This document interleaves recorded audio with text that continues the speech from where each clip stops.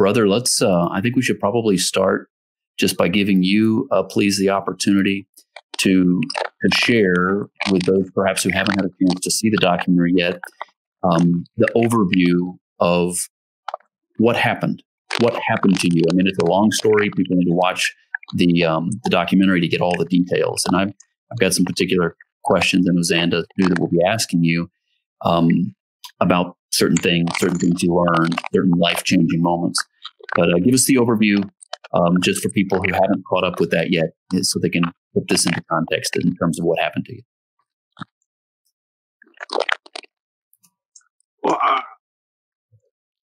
back in '99, I was a nighttime manager, personal trainer at a gym in Burbank called World Gym, and one of my clients was a very successful Armenian businessman who would hire several people who worked at several people who attended the gym to travel around the world, importing expensive leather samples. He'd pay them for it. Now, I'm only 19 at the time, and I would hear about all these other gym people that I become friends with about how they travel the world and bring back expensive leather samples, and they get a free trip. They get a free hotel.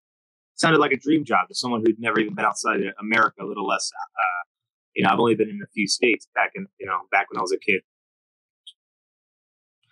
And the cracker, I mean, it's not a 2-minute story, but in the long run, I would find out the hard way that we were all being used to unknowingly smuggle opium. I mean, and there were so many of us that were working for this man. I would find out the hard way. Originally, the trips were to Turkey, so I went on 2 trips to Turkey. But I encouraged this job to everybody, my friends, my family, my brothers, my mother, because I thought it was the right. I don't know. I thought it was the right opportunity. I thought it was a cool opportunity. So I wanted everyone else to enjoy and partake in it. It turned out to be too good to be true. We were all being used as dupes. Dupes have no clue that they're being used to unknowingly smuggle narcotics. Mules have, they know that they're being used to smuggle something illegal, but not dupes. And it happens all the time. People think that, oh, well, if you got caught with it, then you're obviously guilty. No, drug smugglers are shameless. If they can keep you in the dark, they will absolutely do so because they save a lot of money. They also figure you won't draw suspicion to yourself because you don't know you're being used to transport anything illegal. When I was arrested, it was right after 9/11, and the trip wasn't even supposed to be mine. The trip was supposed to be one of my older brothers, but he chickened out when he found out it was to Pakistan. Now, originally, the trips were all to Turkey, so I understood that he didn't want to go to Pakistan. But I also believed my friend so much that I was been working for and had gotten to know over the previous 3 years that these were legit trips. And I didn't want to let him down.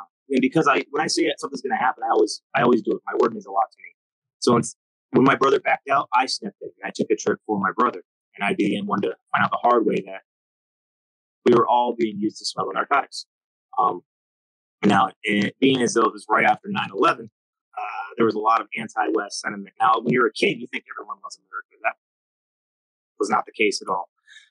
Everyone does not love America. Hell, Americans today don't love America. And it's really sad. But back in the day, everyone hated America. And I was on the receiving end of all of that. I know what it's like to have people hate you because of the color of your skin. I've been stabbed and shot at. I've been in more fights than I can count. Fights that if I lost, I would be dead. And that's, what, in jail, I was the only American there. I was tortured for information I didn't have. I spent 132 days in Missouri, which is like a dark closet. The only time I was brought out was to have the bottom of my feet beaten. I was drowned, electrocuted. And I was offered a deal, plead guilty, pay the judge off, and go home. But even facing a possible life or death sentence at the time when I was given that deal, which was a little bit under a year of being in prison, I refused to plead guilty for a crime I did not commit. And I was sentenced to 7 years, which I was happy with. During that time, though, I became a lawyer. I worked on my case, worked on several other people's cases, and I got not just myself out, but I got several other foreigners out of jail by working on their cases. I got my sentence reduced from 7 years to 3 years. Now, in my documentary, I've done two documentaries. The first one was Locked Up Abroad. Locked Up Abroad completely fucked my story up because my story's, it's a 3-year story in jail, but it's really longer than that.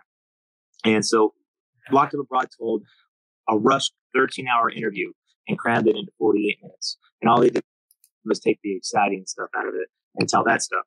Now, that left a lot of unanswered questions. And unfortunately for me, Locked Up Abroad is one of the most popular shows that Nat Geo has. And my episode apparently is the most popular episode that they have. It's been viewed over 1 billion times, from what I'm told.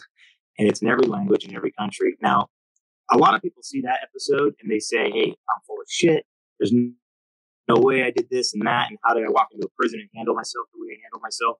Well, that's because of all the death threats I got on a weekly basis because of Locked Up Abroad.